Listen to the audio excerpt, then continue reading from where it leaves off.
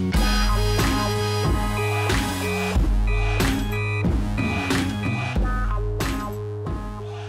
you doing? This is Corey McGetty. Again with the Big Three, we have Powers, one of the captains, Cuttino Mobley. Cat, how you doing?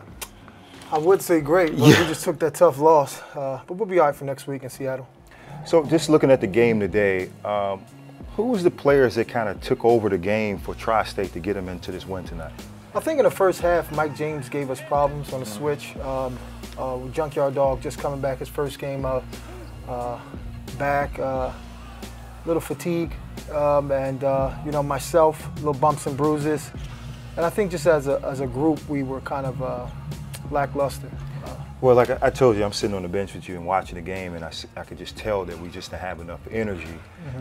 That being said, if you're looking forward to the playoffs, and I know we have guys injured, and Team Power has had to withstand a ton of injuries, with me going down, with Junkyard Dog going down, you having a shoulder injury.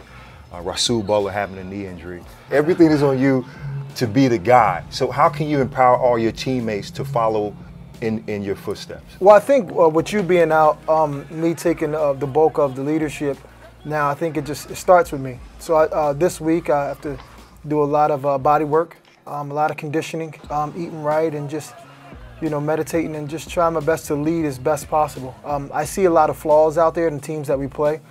And I just gotta, get back in the lab and try to expose them. So just looking at the game tonight, what did Tri-State do so well that kind of threw us off the hump? So who was one of their guys besides Mike James that provided a ton of energy on the floor? Well, they played great as a team. Lee Nalen did really well. Dominic came in and hit a couple of shots. But I just think we beat ourselves by being, like I said before, there was no energy.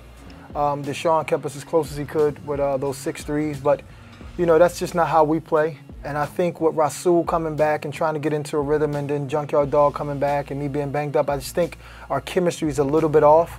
That's a good and a bad thing because we can clean it up. And like I said before, I see some flaws in other teams, and I know our strengths. So as a leader, I just have to bring it out of us and expose them. Okay, well, if we're looking forward to Seattle and Las Vegas, where the championships would be, we see that Trilogy is the #1 team. They haven't lost. What do you see going into that, as far as preparation? Would it have to be a trilogy? Would it have to be a three-headed monster with Rashard Lewis is, leading this lead in scoring? What would Team Power have to do to beat those two teams? Well, as far as three-headed monsters, Rashard he's a tough cover, so we have to hopefully let Kwame beat us a little bit, and you don't want Mahmoud taking all those shots. Yes. We gotta make him play defense as well as Rashard out on the perimeter. And trilogies, they're tough. You have Al Harrington and McCants that are the bulk of their scoring. So you want to be able to, because they use their hands a lot, you want to be able to move them around. So you got to be in condition, get your conditioning up and be ready to move without the ball. The playoffs, again, if it's today, if you had to choose an MVP of this league, is there somebody in particular that you think can win that? Besides yourself, I'm sorry, besides yourself. I like Rashard Lewis. He's carried his team with Jason Williams out.